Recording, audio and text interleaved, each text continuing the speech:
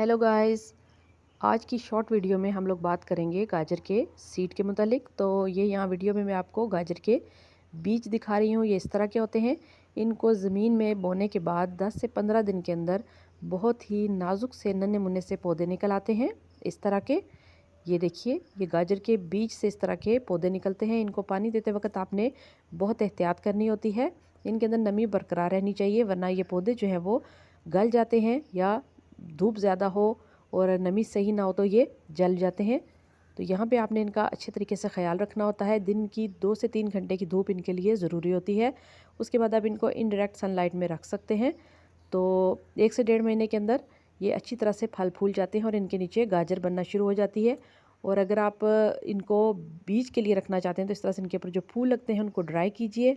फूल dry होने के बाद जो सीड निकलेंगे उनको आप अगले सीज़न के लिए महफूज कर सकते हैं।